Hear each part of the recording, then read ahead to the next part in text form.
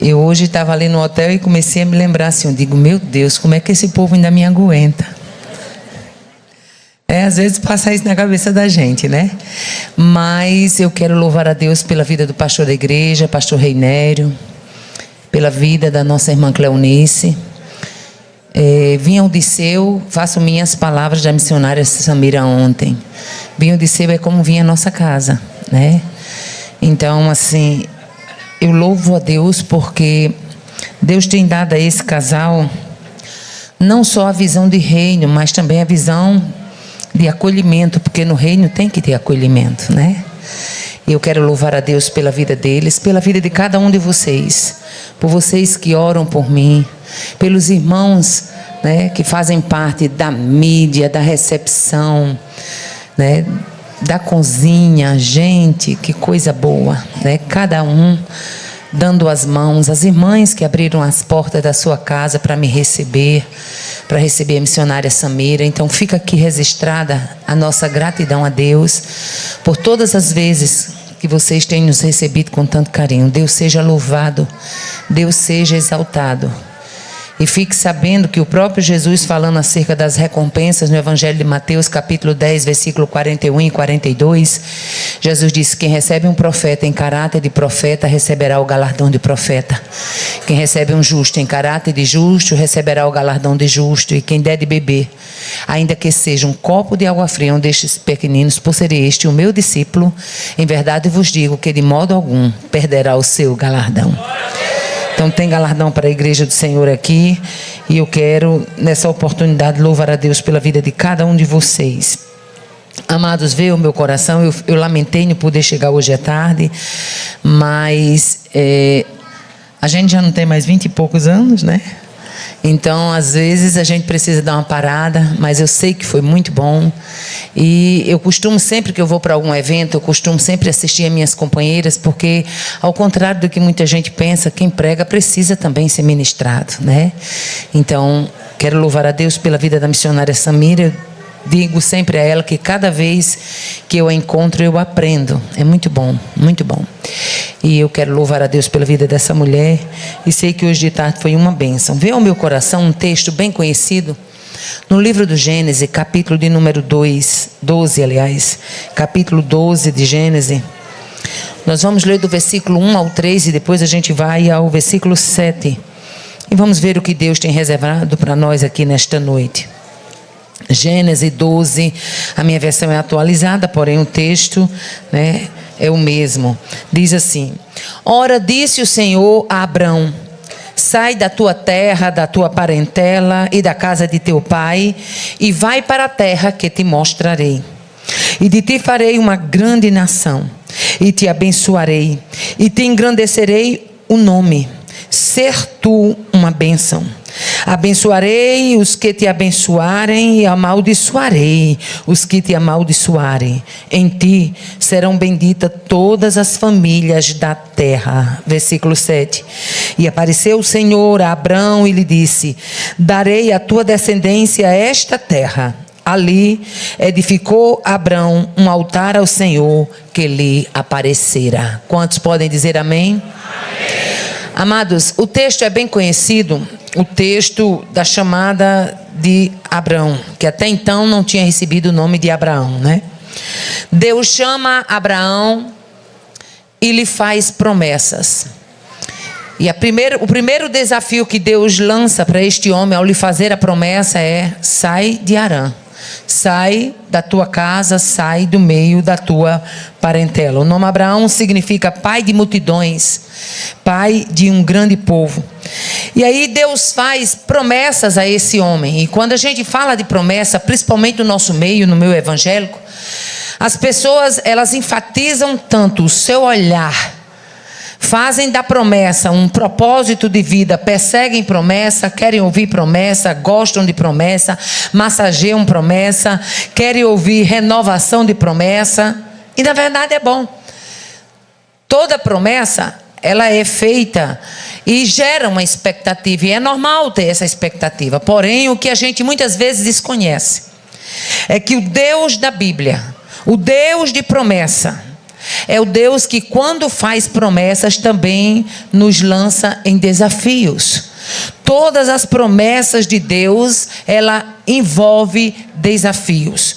Deus não faz promessa para a gente armar a rede e ficar debaixo de um coqueiro tomando água de coco e balançando e achando que está tudo muito bem. Não. Todas as promessas de Deus, elas envolvem desafios. Aleluia. E aí eu quero chamar a sua atenção para um dos grandes desafios da promessa que Deus sempre nos faz. Toda promessa de Deus, em primeira mão, ela passa pelo desafio do tempo de espera. Sempre que Deus promete algo a algum de nós, a gente vai ter que se sobrepor a esse tempo de espera. Esses desafios do teste de espera envolvem o quê? Envolve circunstâncias, envolve críticas, envolve o próprio tempo e envolve o desânimo. Quantas vezes Deus vai fazendo promessa, vai renovando as promessas, mas o tempo vai passando e chega um momento em que você já não quer mais a renovação, você já quer o cumprimento. E na vida de Abraão também não foi diferente. Aleluia. Então toda promessa, ela passa por este desafio. O desafio da espera, do tempo, das circunstâncias, do desânimo. E Deus chama esse homem e faz para esse homem uma grande promessa. Eu te engrandecerei o nome, tu serás uma bênção e de ti farei uma grande nação. Deus não tem impossibilidades, não existem impossibilidades no vocabulário de Deus. Porém, na esfera humana, Abraão era casado com uma mulher de ventre infértil. Aleluia. Mas ele resolve crer, ele resolve abraçar. Porque sempre que a gente passa por uma promessa e a gente exercita também, aleluia, o desafio da fé, Deus estará sempre disposto a honrar este desafio de fé. Aleluia. A segunda coisa que eu vejo é que uma promessa passa, o segundo desafio, é que ela passa pelo teste de obediência. Se a gente for lá para o livro de Josué, capítulo 6 e versículo 5, aleluia, a gente vai ver essa promessa passando pelo teste de obediência. 5 e 6 de Josué diz assim a palavra do Senhor: porque 40 anos andaram os filhos de Israel pelo deserto, até se acabar toda a gente dos homens de guerra que saíram do Egito e que não obedeceram à voz do Senhor, os quais o Senhor tinha jurado que lhes havia de deixar ver a terra que o Senhor, sob juramento, prometeu a dar aos seus pais, terra que emana leite e mel. Aleluia. Nós vamos ver que no livro de Josué fala de uma geração que estava debaixo de uma promessa. Mas como a promessa envolve o desafio da obediência, essa geração, ela perde uma promessa porque não entra pela porta da obediência. Teve gente que andou igual Josué e Caleb, teve gente que enfrentou o deserto, teve gente que viu muita coisa, teve gente que viu a mão de Deus, teve gente que viu os desafios que eram colocados ao longo da jornada, mas em vez de exercitar a fé, eles entram pelo caminho da dúvida, entram pelo caminho da murmuração, e a Bíblia diz que eles pereceram e não chegaram no lugar da promessa. E nessa noite Deus nos coloca um desafio. Durante o percurso para o cumprimento de uma promessa, qual tem sido a sua postura? Você tem abraçado o que Deus tem falado pela fé, ou durante o trajeto, durante esse percurso, você tem aberto a sua boca em murmuração? Nesta noite é uma noite que Deus nos chama para abraçar promessas, porém com postura de fiel, exercitando fé, dizendo: ainda que demore, eu sei que o Deus que me prometeu é fiel para cumprir. Eu vou esperar glorificando, eu vou esperar nutrindo a minha fé, eu vou esperar vislumbrando o que Deus fará, porque quando Ele fizer, eu vou ter muita coisa nova para contar. Aleluia. Terceira coisa que eu vejo, aleluia, é que essa promessa, aleluia, ela passa por teste de fé, e teste de fé envolve situações ilógicas, aleluia. Era mais fácil Sara gerar se não houvesse a esterilidade. Era mais fácil Sara gerar no período de ovulação, no período fértil, aleluia. Mas Deus deixa passar todo este período. Aos olhos humanos, Deus deixa perder-se a oportunidade daquela mulher gerar. Mas é exatamente aí onde uma promessa de Deus, ela tem exatamente o sabor de algo maravilhoso. É quando nada mostra que Ele vai fazer e Ele chega e faz. É quando tudo parece estar indo ao precipício da perda da promessa e Ele chega e coloca a mão. Nesta noite eu quero lhe dizer, na autoridade do nome de Jesus, que tudo aquilo que você tem recebido da parte de Deus ao longo da sua vida cristã, aleluia, não pense que está demorando porque Ele não sabe ou não pode fazer. Ele é capaz de fazer infinitamente mais do que nós pedimos ou pensamos, segundo o seu poder que em nós opera. Oh, aleluia. Glória a Deus. Nós vamos ver ainda que a promessa, ela passa também pelo teste dos comentários. Às vezes eu paro para pensar e eu fico imaginando o que foi que Noé ouviu quando construiu a arca. Minha querida, você construir uma arca quando não tinha chuva é coisa de fé. A Bíblia diz que naqueles dias era um vapor que subia da terra e regava o jardim. Mas um homem chamado Noé, Deus falou para ele que ia mandar um dilúvio numa terra que não tinha tido nem sequer chuva, e ele creu e preparou a arca. Porque se Deus diz que vai chover, pode abrir o guarda-chuva, porque a chuva desce. E eu fico imaginando os comentários que Noé ouviu, dando marteladas na construção da arca. E quem sabe quantas pessoas passavam ali e tinham Noé como louco, aleluia, e tinham aquela obra como uma obra fora de cogitação, aleluia. Mas o Deus que havia falado com Noé, aleluia, é o Deus que ainda hoje permanece falando com o seu povo.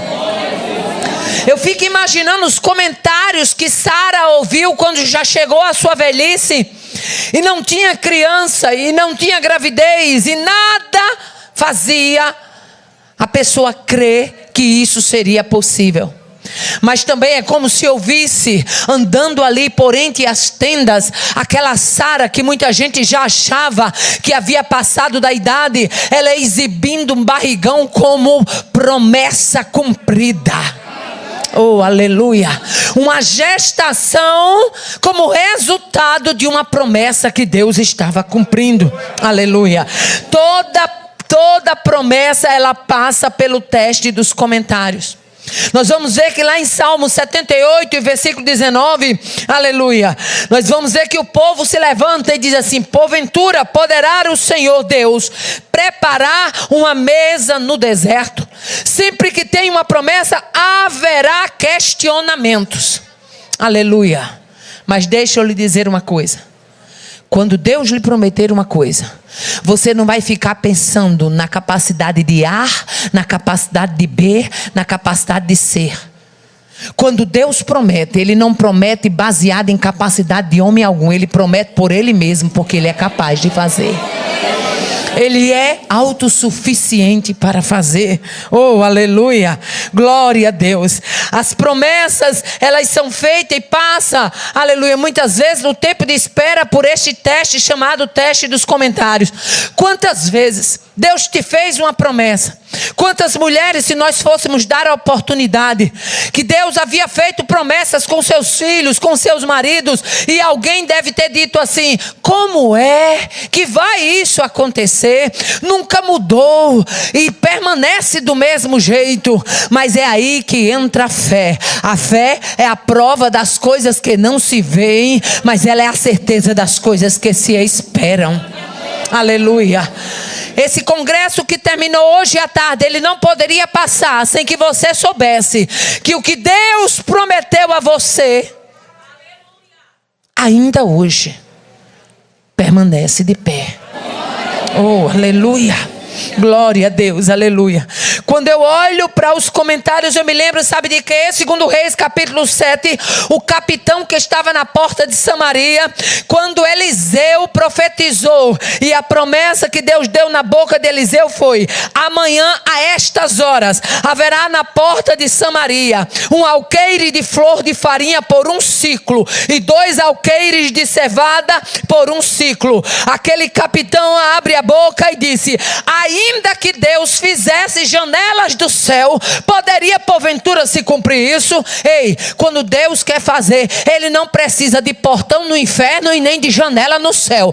Ele chega e faz, porque Ele é Senhor. O cerco de Samaria aconteceu, mas tinha leprosos do lado de fora. E leprosos que olharam para o outro e disseram: se ficar aqui a gente morre, se a gente for lá também a gente morre, então vamos lá. E quando chegaram, o arraial estava abandonado. Tinha comida, tinha roupa, tinha fartura. Aqueles homens provam de uma provisão que eles nunca imaginaram. Escute, promessa de Deus de abundância na porta de Samaria foi dada, mas havia alguém que não cria. Havia alguém que comentou, e Eliseu olha e diz: tu verás, porém dali tu não provarás. E a Bíblia diz que quando as portas de Samaria se abrem, a multidão entra e atropela aquele capitão. Sabe por quê? Porque promessa de Deus, ou você crê, ou então você morre atropelado. Ou você crê, ou você fica no meio do caminho. Promessa de Deus não está sujeita a questionamento humano. É para ser abraçada. Aleluia. Nós vamos ver ainda que toda promessa de Deus, ela envolve uma postura. Aleluia. Ela envolve uma postura. No caso de Abraão, essa promessa envolveu um deixar. No caso de Abraão, essa promessa envolveu um renunciar. No caso de Abraão, envolveu um abraçar, envolveu um chamado, envolveu um despontar. Imagine o que é você estar numa cidade do porte de Harã, e de repente Deus dizer: sai daí, sai da tua terra, da tua parentela. E tem mais, você não vai para ali nem para lá, você vai para uma terra que eu te mostrarei. E o escritor aos Hebreus diz que ele obedeceu, sem saber para onde ia. Oh, aleluia. Você está disposto a obedecer sem saber o que é que Deus vai fazer? Oh, aleluia. Eu vou repetir porque Deus está me dando graça e autoridade para isso. Você está disposto a obedecer sem saber o que é que Deus fará? Oh, aleluia, glória a Deus. A Bíblia diz que ele partiu, aleluia. Capítulo 12, versículo 5 diz exatamente assim: e levou Abrão a Sarai sua mulher e a Ló e todos os bens que haviam adquirido, e levou consigo, e partiram para a terra de Canaã. Obedeceu sem saber o que acontecia. Aleluia. Promessa de Deus envolve desafio. A Bíblia diz no versículo 6 que os cananeus habitavam na terra. E talvez quando chegou lá, alguém que talvez estivesse perto de Abraão tinha dito: e aí? Deus mandou a gente para Canaã? Foi. Mas aqui tem cananeu. Mas quem disse que promessa de Deus não envolve desafio? A Bíblia diz que quando Deus tirou o seu povo do Egito, poderia ter levado por outro caminho, mas levou pela terra dos filisteus, porque era necessário preparar aquela geração, ensinando-os a guerrear. Vai ter promessa de Deus? Vai. Mas vai ter desafios. Quem vai guerrear é você, nutrido de fé, vislumbrando por fé, abraçando por fé, caminhando por fé. Oh, aleluia. Promessa de Deus a Abraão, aleluia, foi: darei esta terra à tua descendência. Que descendência? A mulher era estéril, que descendência? A mulher estava ficando velha. Que descendência. Sabe qual é o nosso problema? É porque a gente quer medir a Deus na nossa fita métrica e não dá certo. Sabe qual é o nosso problema? É porque a gente fica pensando os se isso, se aquilo, como se Deus precisasse disso para fazer alguma coisa. Você serve a um Deus soberano. Oh, aleluia. Faz o que quer, como quer e na hora que Ele quer. Oh, aleluia. Glória a Deus. Deixa eu abrir aqui um parênteses, que quando eu abro esse parênteses, Deus está querendo falar com alguém específico. Eu falava para a irmã Cleonice que quando meu esposo tinha um trailerzinho de lanche lá no estacionamento de uma loja de veículos chamada LE Pneus, na Avenida Presidente Dutra, lá de Mossoró. E certa vez o dono daquela loja falou algo muito chato com ele, depois de um acidente que ele tinha sofrido, e porque ele passou 2 dias sem poder abrir a lanchonete, falou algo que me deixou triste, e ele também ficou.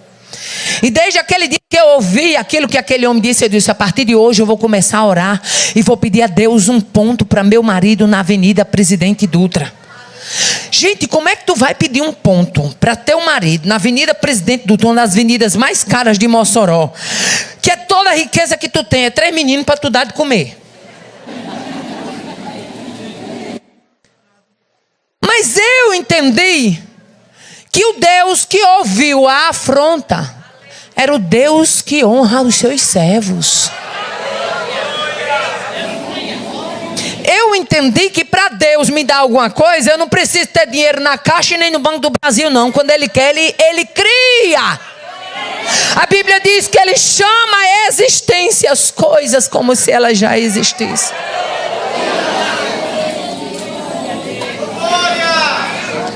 E eu comecei a orar, e naquela época eu comecei a fazer vigília, sozinha.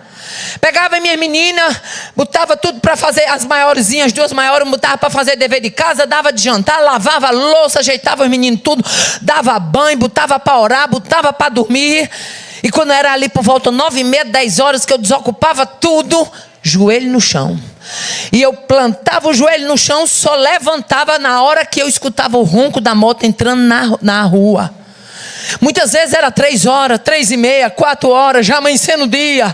E eu me levantava e abria a porta. Aleluia. E numa dessas madrugadas, já vinha meses eu com aquela rotina e calada, sem dizer a Ele. E minha oração era: Senhor, eu sei que eu não tenho condições, mas Tu tens o poder de dar um ponto para meu marido na Presidente Dutra, porque Tu és o dono do ouro e da prata. Uma oração tão simples: Senhor, Tu és o dono do ouro e da prata. Tu não tens nenhum impedimento de abençoar os Teus filhos. Numa dessas madrugadas, ele chegou, e quando ele chegou, ele disse assim: a casa de Zé Carlo, que era uma casa na avenida muito bonita, a casa de Zé Carlo foi posta à venda. Eu disse: amanhã eu vou pedir a preferência.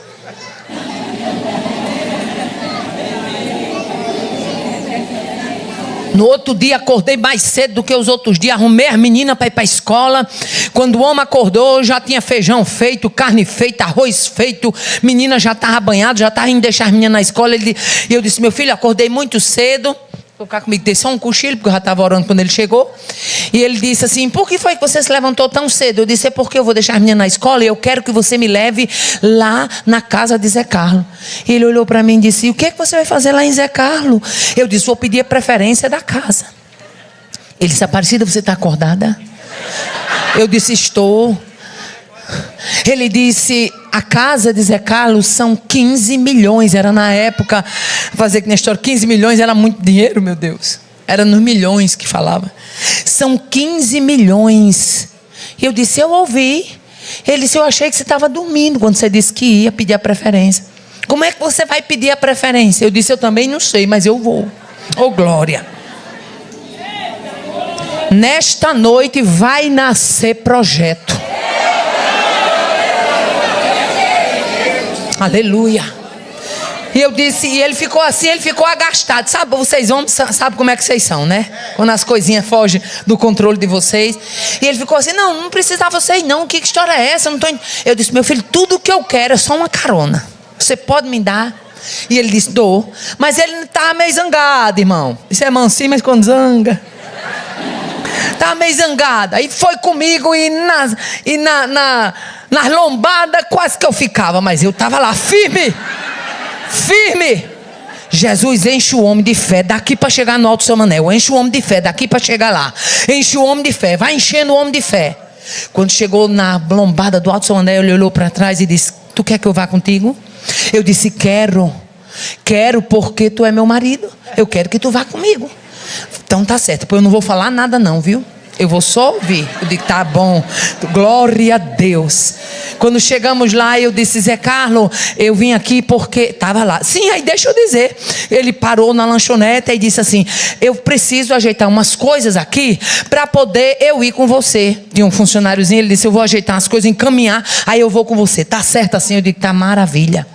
E ele ficou lá ajeitando as coisas. Enquanto ele estava ajeitando, eu saí caminhando para frente da casa. Fiquei de frente para casa, assim, no meio fio que tem no meio da avenida. Quando eu olhei, o Espírito Santo bradou e disse: esta é a casa que eu te dei.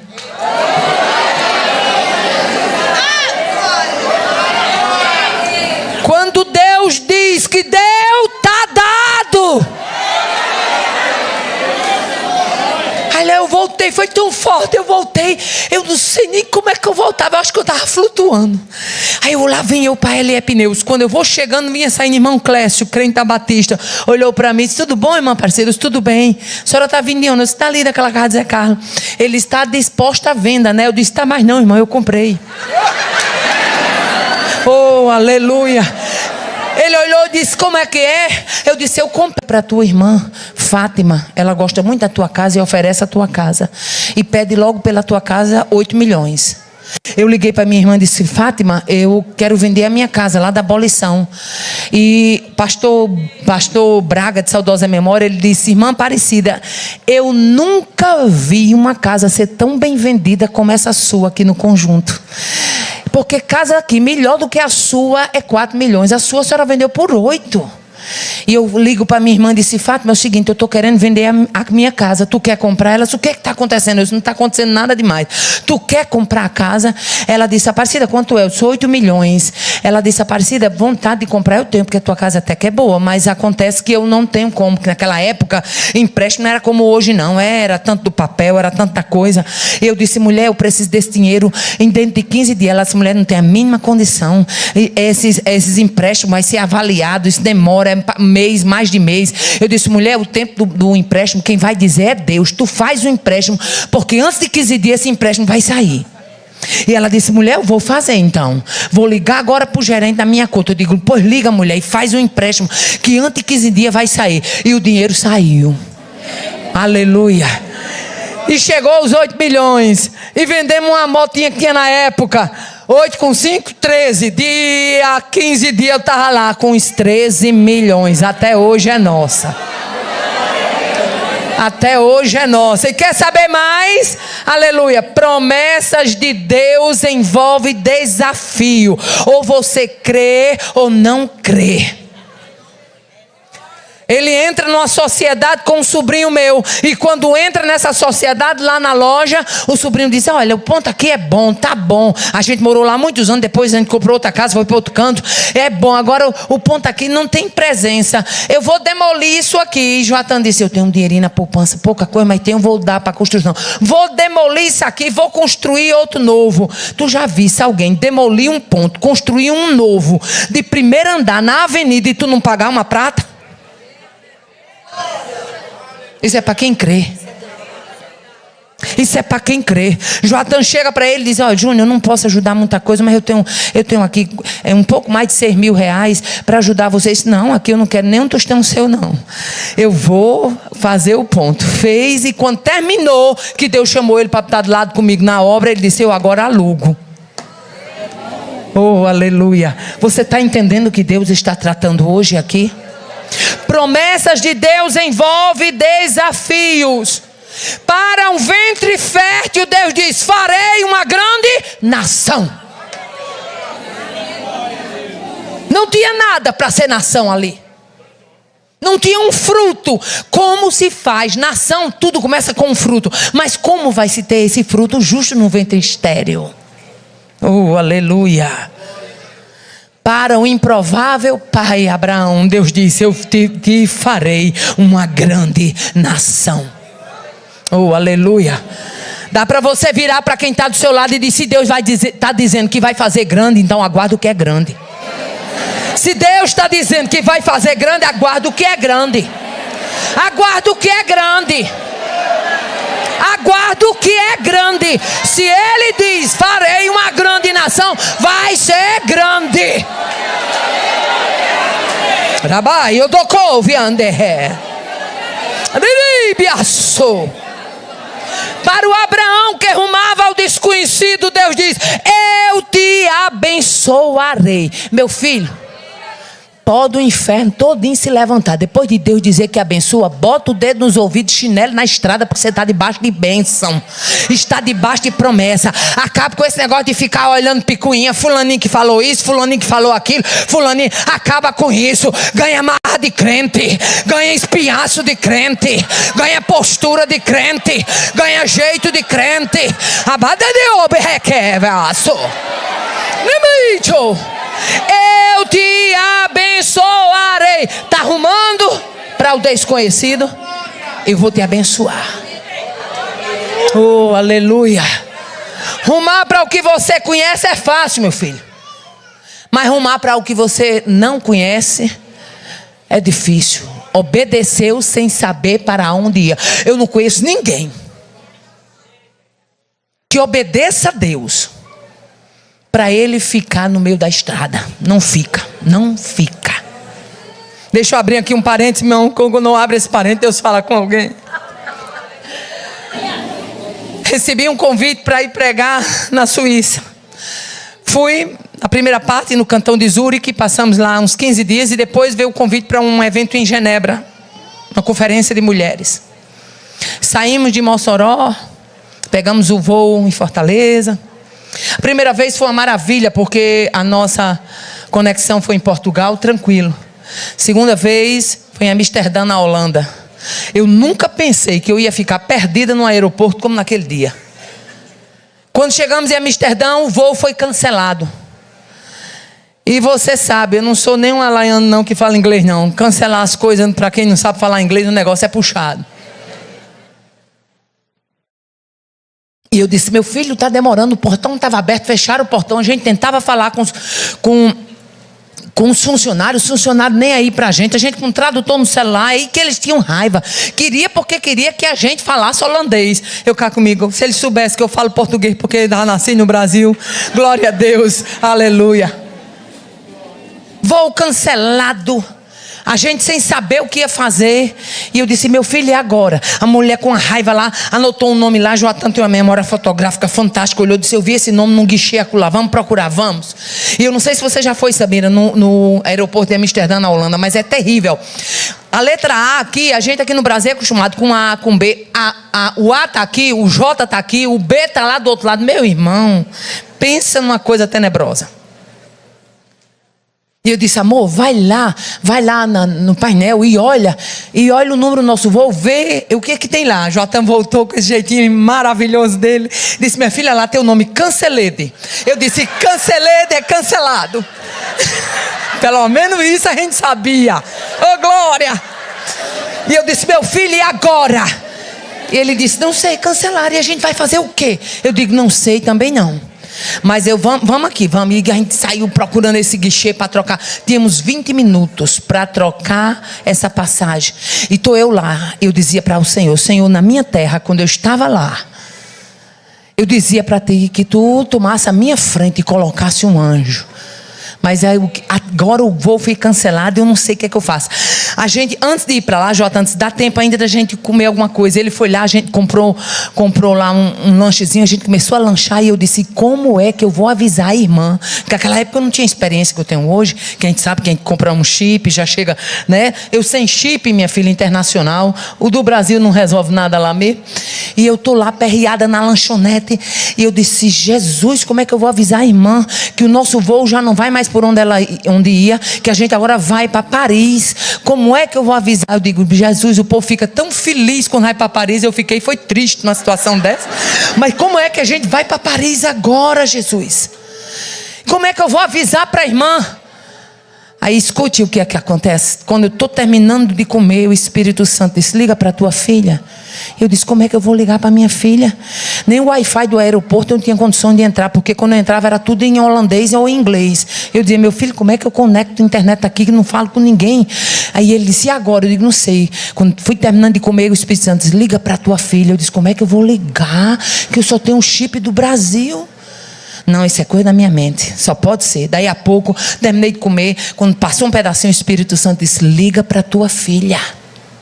Eu disse: rapaz, eu vou obedecer. Cliquei, quando liguei, minha menina atendeu e disse: maninha. Eu disse: Cássia, é você, filha? Ela disse: é. Eu digo: minha filha, pega lápis e papel e anota rapidinho esse novo voo, o novo itinerário, porque eu estou aqui, eu não comprei chip internacional, nem sabia que precisava, e o meu voo foi cancelado. Você vai lá entrar em contato com essa irmã, dei o número da irmã, dei tudo, conversei com minha filha, parecia que era nós aqui conversando. E Joatão, quando terminou de eu fazer a ligação, Joatão olha para mim e diz: como foi que você conseguiu? Eu digo: não sei, eu só sei que Deus mandou e eu obedeci. Obedeça. Durante a sua trajetória de fé, Deus vai liberando os sinalizadores para você obedecer, e obedeça. Fomos. Deus abençoou. E quando chegou no Brasil, eu disse: agora eu vou ligar para ti, para saber quanto foi aquela chamada. Eu disse: amor, essa chamada, porque eu conversei um pedaço com minha filha. Eu disse: amor, essa chamada vai ser muito cara, viu? Mas quando chegar no Brasil eu vejo quanto foi. Com a chamada dessa internacional, quando cheguei, liguei para a moça da TIM, ela atendeu. Eu disse: quando foi essa chamada? Eu disse. Ela disse: a senhora ligou de onde? Eu disse: de Amsterdã, na Holanda. Ela disse: a senhora ligou de lá e a sua filha atendeu? Eu disse: liguei e minha filha atendeu. A senhora falou com a sua filha? Eu digo: ora, se não, falei, glória a Deus. Ela disse: minha senhora, impossível. Aí eu disse: impossível por quê? Ela disse: porque não tem condição, esse chip que a senhora tem, ele é somente aqui dentro do território nacional, não tem como a senhora ter falado com a sua filha de Amsterdã, na Holanda. Eu disse: mas eu falei. Ela disse: bom, eu estou acreditando que a senhora está dizendo, mas não tem como, a senhora não deve nada aqui. Aí eu disse: e agora? Ela disse: não, aqui a senhora não deve nada. E na hora que eu estava terminando de falar com ela, o Espírito Santo disse assim: quando eu quero, eu uso operadoras que os homens desconhecem.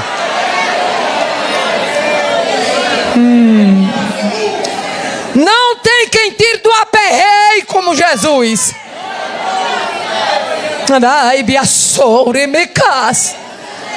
Se ele me chamou para ir lá, para dizer que ele é, que ele tem, que ele faz, ele não ia mudar a rota e nem me deixar no meio do caminho. Entenda que para Abraão caminhava no desconhecido, Deus diz: eu te abençoarei. Está marchando para aquilo que você não conhece, vai ter a minha bênção. Oh, aleluia. Para o anônimo Abraão, Deus disse: eu, aleluia. Para o anônimo Abraão, Deus disse: eu te engrandecerei o nome. Até agora você é desconhecido, você é um anônimo, mas eu vou fazer o teu nome grande. Oh, aleluia. Para o estrangeiro Abraão, Deus diz: abençoarei os que te abençoarem. Aleluia. Para o peregrino Abraão, Deus diz: amaldiçoarei os que te amaldiçoarem. E para o Abraão obediente na promessa, o Senhor brada e diz assim: em ti, Abraão, serão benditas todas as famílias da terra. Quando Deus fizer uma promessa, ande por fé, marche por fé, caminhe por fé, abrace por fé. Não é baseada em A, não é baseada em B. Abrace essa promessa.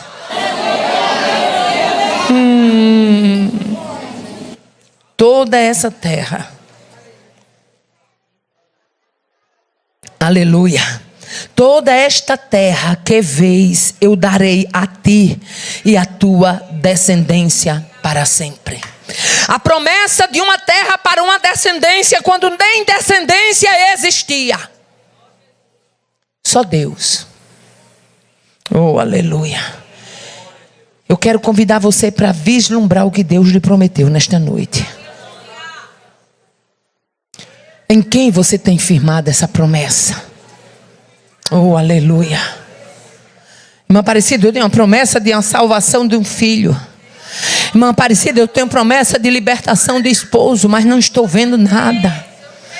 Irmã Aparecida, parece que quanto eu mais oro, parece que a coisa desanda, parece que a coisa vai de mal a pior, é desse jeito. Mas fique sabendo de uma coisa, que quem prometeu, ele prometeu baseado nele mesmo, porque ele tem competência para fazer. Oh, aleluia, glória a Deus. Para o perseverante Abraão, Deus diz: não temas, Abraão, eu sou o teu escudo e o teu galardão será sobremodo grande. Tem perseverança, vai ter escudo. Tem perseverança, vai ter galardão. Aleluia. Na versão NTLH diz: lhe darei uma grande recompensa. Aleluia. Para o fiel Abraão, Deus brada e diz: anda em minha presença e ser perfeito. Tudo que Deus quer de um crente é que esse crente ande na presença dele, procure viver em fidelidade. Aonde tem um crente fiel, tem um Deus disposto a fazer maravilhas na vida desse crente. Aleluia. Farei uma aliança entre mim e ti, Abraão, e serás pai de numerosas nações. Far-te-ei extraordinariamente fecundo. Nações e reis procederão de ti.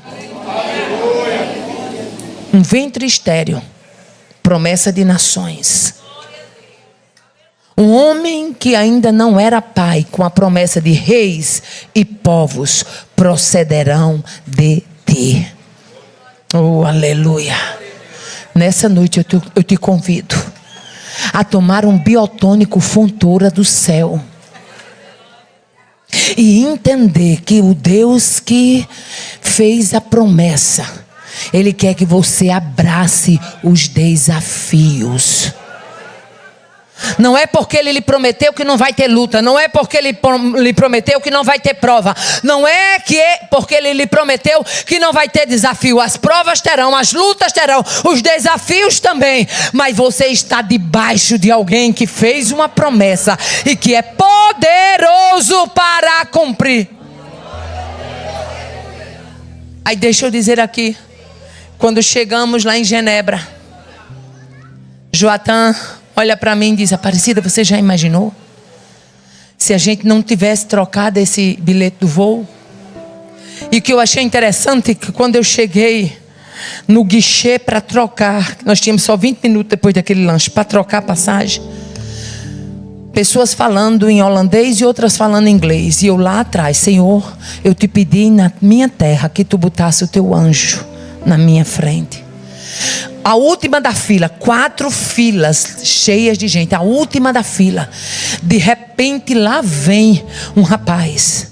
Quando aquele rapaz vem, pela lógica, ele abriu o guichê e ia começar a atender. Pela lógica, ele era chamado os primeiros. Ele fica em pé no guichê e disse: Madame. E eu olhei para trás procurando a madame. Ele disse: Madame. Aí eu disse: eu? Ele disse: sim. Eu disse: pronto, madame vai. Oh, glória! Cheguei lá na frente e ele disse, falou lá em holandês, eu disse: eu não sabe. Aí eu disse: usted habla espanhol? Ele disse: pouquito. Eu digo: tá certinho comigo. Oh, glória! Meu filho, vamos trocar esse bilhete. E comecei a falar, era eu falando para cambiar a passagem. E ele trocou, aleluia. E eu não dizia a Jesus que eu queria um anjo? Quando chegamos, entramos no novo voo. Quando chegamos lá na Suíça, Paris, a gente tinha que fazer uma conexão ligeira, rápida. Nessa época eu bem obesa, problema no joelho. Eu olhei para um lado, olhei para outro. Uma equatoriana olhou para mim e disse: senhora, siga-me. Eu disse: Joatan, corra atrás dessa mulher. Oh, glória a Deus.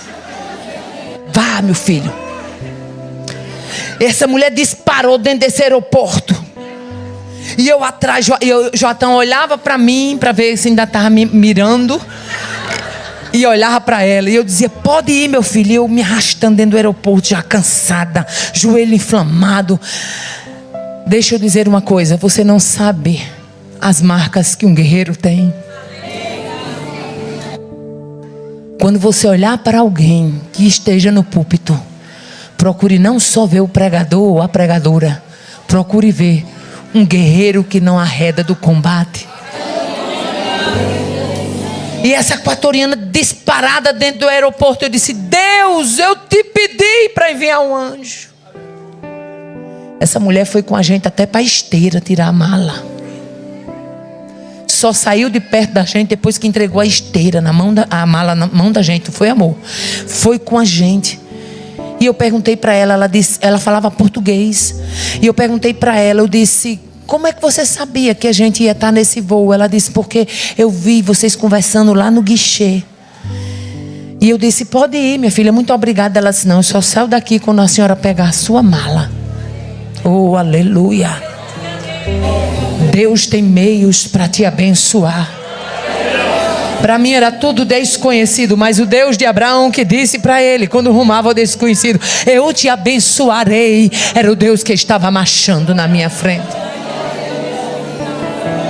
Irmã Aparecida, e você tem medo de outro desafio desse? Nem... Saúde a todos na paz do Senhor. Amados de Deus, é uma alegria estarmos aqui visitando os nossos irmãos. Hoje a Sarinha e meu genro Isaac foram lá em casa e foram preparar um camarão para a gente, mas foi com a condição que queriam que a gente viesse visitar vocês hoje aqui. E aqui nós estamos celebrando a Deus, louvando ao Senhor.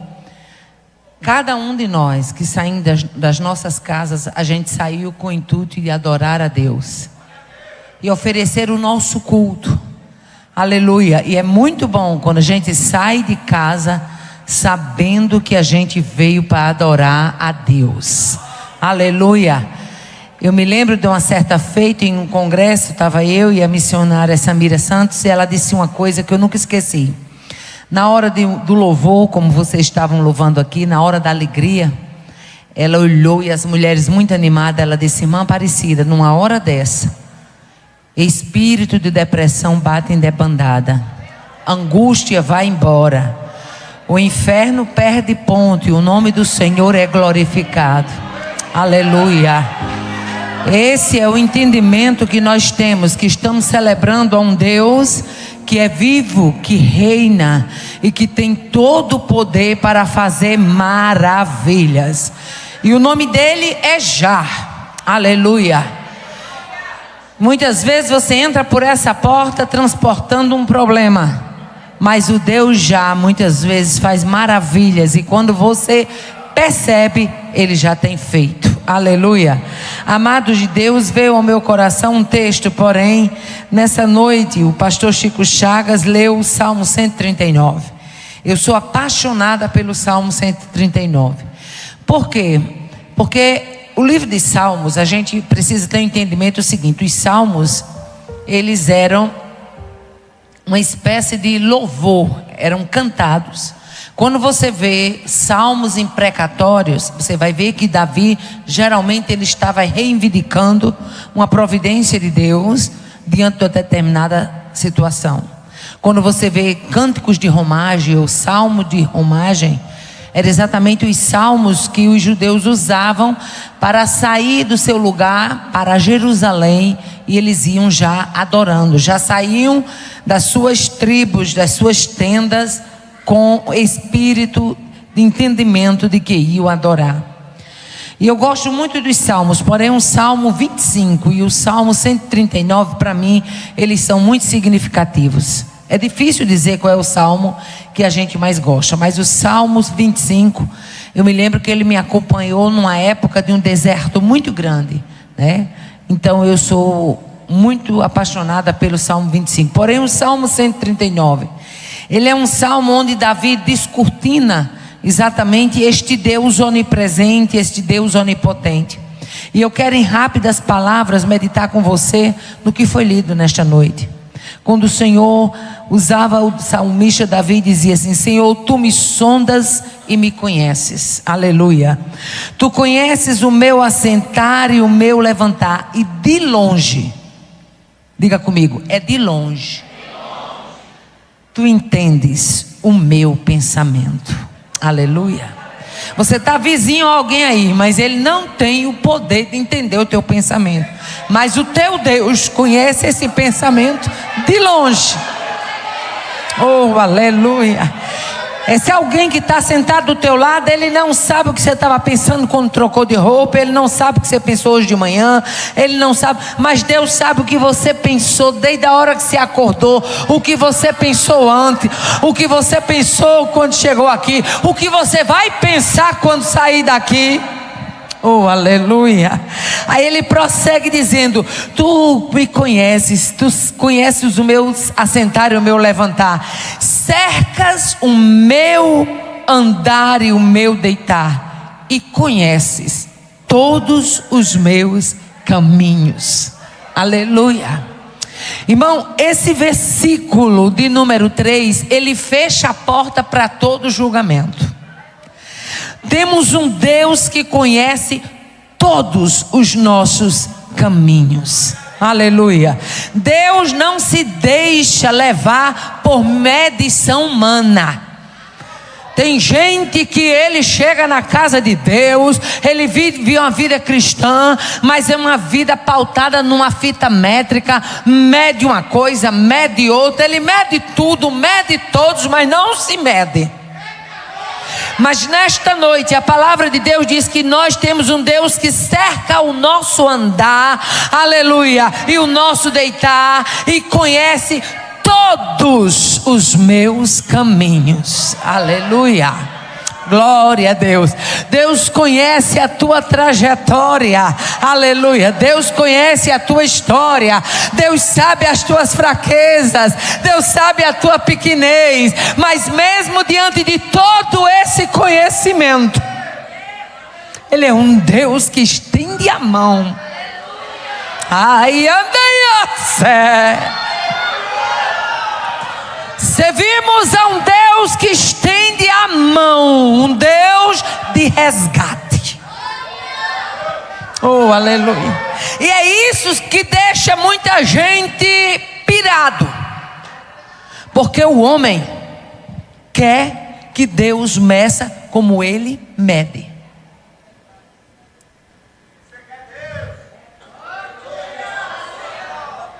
Mas Deus conhece todos os meus caminhos. Aleluia. Aí ele diz assim: sem que haja uma palavra na minha língua, eis que, ó Senhor, tudo conheces. Irmão, Deus é tão tremendo, aleluia, que quando Jeroboão mandou um emissário à casa do profeta Aías, o Espírito de Deus é tão grande, é tão tremendo, que quando Jeroboão mandou o emissário na casa do profeta Aías, a mulher de Jeroboão se disfarçou, aleluia, mas quando chegou na porta do profeta, ele diz: entra, mulher de Jeroboão. Aleluia. Sabe o que isso me ensina? Aleluia. Não adianta querer se esconder de Deus. Deus te conhece. Não adianta querer fugir de Deus. Deus te pega. Nesta noite eu tenho uma palavra de Deus para crente fujão. Não fuja do que Deus chamou você para abraçar. Tem gente aqui que tem dado curva diante de um chamado de Deus, mas nesta noite eu recebo graça e autoridade de Deus para dizer: Deus vai te pegar na quebradura de uma curva, mas Ele te pega ali, porque Ele é o Deus que conhece os teus caminhos. Oh, aleluia. Aí Ele diz mais, aleluia: tu me cercas em volta e puseste sobre mim a tua mão. Aleluia. Já imaginou, irmão Gunavingre, se não fosse a mão dele sobre nós?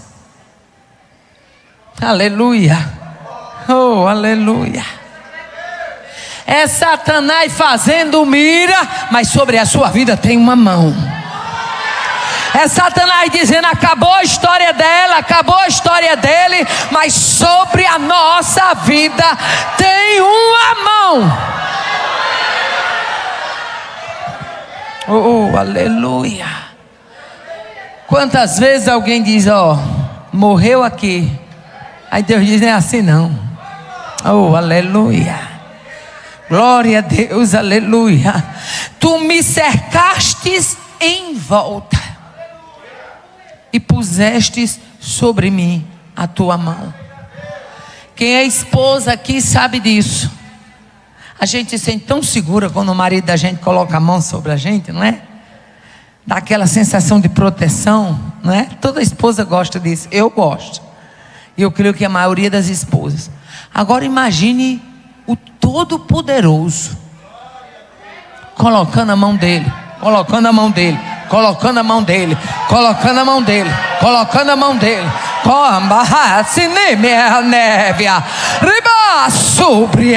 Você está passando uma luta no meio de uma parentela distanciada. E você tem dito: não estou mais conseguindo. Mas Deus nesta noite te diz: pensa na mão que está sobre a tua vida e caminha confiando nela. Tu me cercas em volta e puseste sobre mim a tua mão. Oh, aleluia. Deixa eu abrir aqui um parênteses, que quando eu abro um parênteses, Deus fala com alguém específico. Eu me lembro, há quase 33 anos atrás, eu recebi um convite para ir pregar no Abolição 4. E naquela época, os ônibus, eu não sei hoje, mas os ônibus paravam 10 horas da noite. E eu fui pregar. Fui eu e a irmã Nilza, uma irmã que morava na minha casa, me ajudava, era minha secretária com minhas meninas. E aí Joatan disse: você vai com Nilza? E eu fui. A gente foi de ônibus. E o resultado é que quando terminou o culto, eu estava certinha de que lá na congregação alguém vinha me deixar, mas não apareceu ninguém para deixar. E eu muito tímida. A gente quando começa é muito tímido, né? Depois que a gente leva umas burdoadas da estrada, acho que a gente aprende as coisas. Aí ninguém mais faz o que fazia. E eu me lembro que eu fiquei com vergonha de dizer ao irmão que eu precisava que alguém viesse me deixar. E o resultado é que o culto terminou. E aquela coisa, os irmãos ficaram conversando. E quando eu cheguei na parada, peguei o ônibus, o último que tinha do Abolição para o centro. Mas o do centro para o Alto São Manuel eu já não consegui mais pegar. Aleluia. Eu estou dentro do contexto de uma mão estendida. Aleluia. E já era bem tarde quando a gente chegou no centro. E eu me lembro que a rua deserta, naquela ponte velha, a gente subindo ali. E eu me lembro que a irmã Nilza olhou para mim e disse assim: irmã, parecida que está deserto, o negócio está perigoso, viu? Eu disse: pô, não é? E a gente andou, e a ponte velha, vocês sabem que ela não dá para ir duas pessoas de lado, é uma na frente e outra atrás.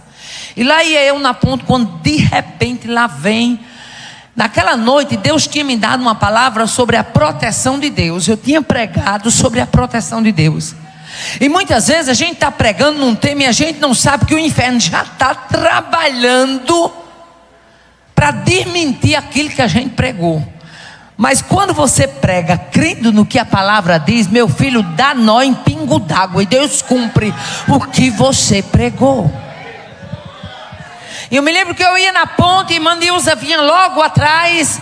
E de repente lá vinha um rapaz de bicicleta. A gente indo e ele vindo. Mas eu pensei: ele vem de bicicleta e ele vai descer e vai tomar o caminho dele. E o resultado é que ele não fez isso. Quando chegou perto, parecia assim que ele tinha batido numa parede invisível. É como se tivesse uma parede de acrílico. Ele bateu, que ele entortou o guidão. E quando ele entortou, a irmã Nilza, que estava atrás, deu um grito. E quando eu olhei, irmã Nilza deu um grito porque aquele rapaz estava endemoniado naquela bicicleta. Ele endemoniou-se assim na frente da gente.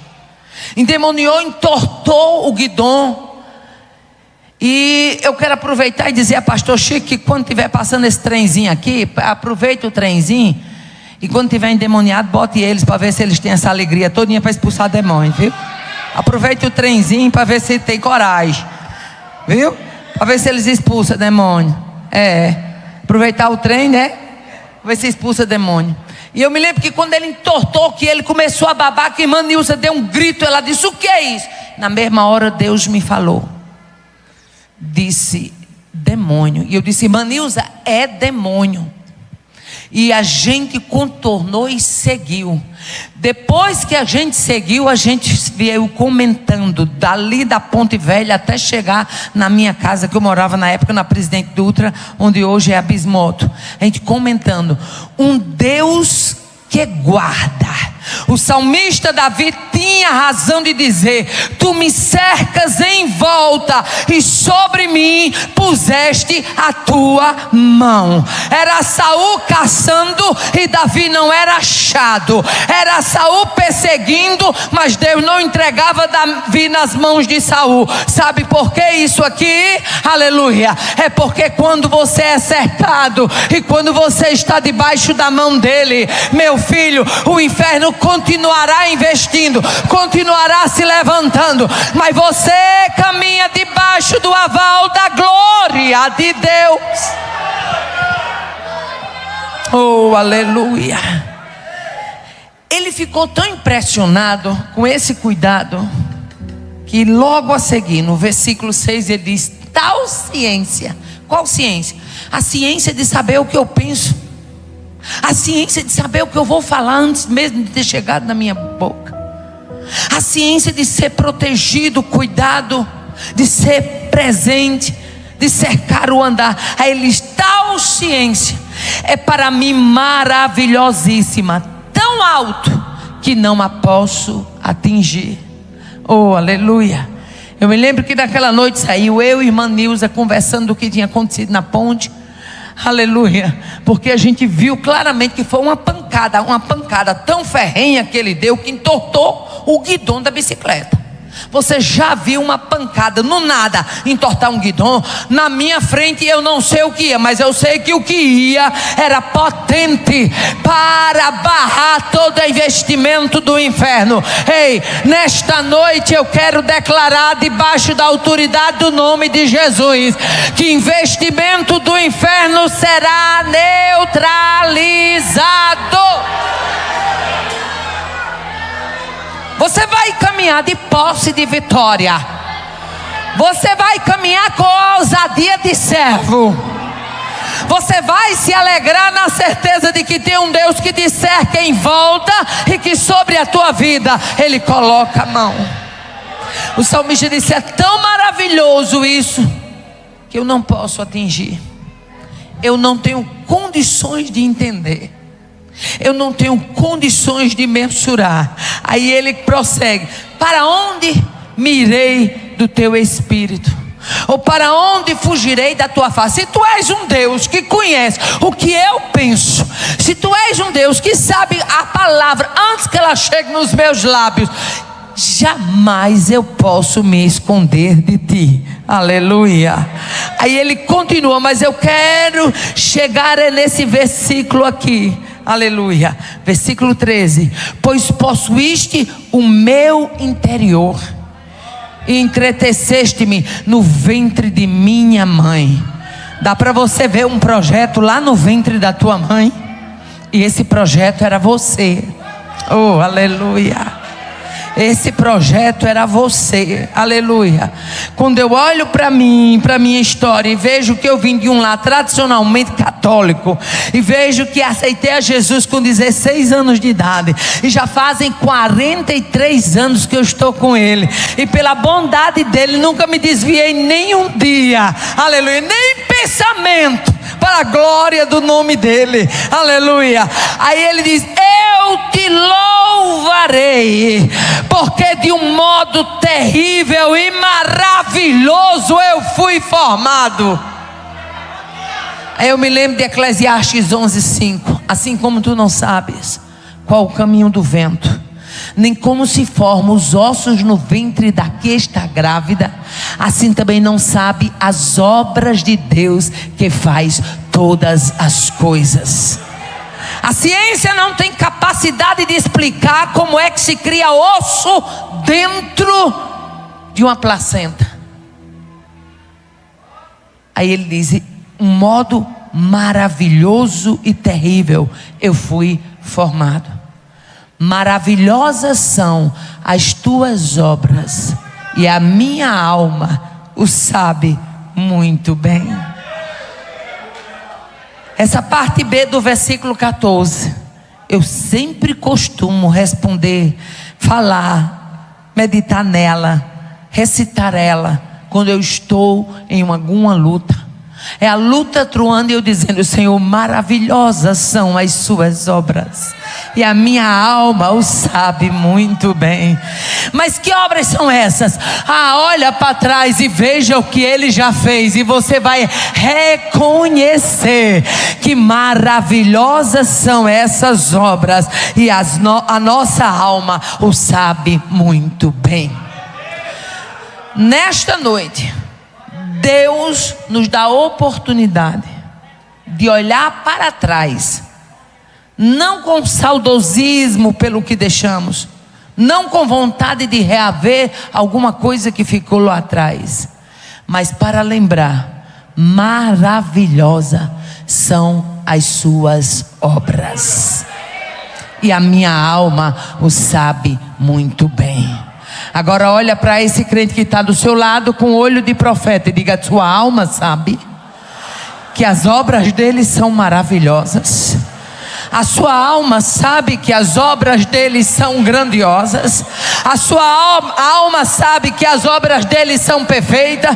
Portanto, nesta noite, aleluia, já me alonguei demais, mas cante com a alma de quem sabe que as suas obras são maravilhosas. Louve a Ele na confiança de que essas obras são maravilhosas. Você vai cantar aqui com a alegria de quem já atravessou o que você está passando.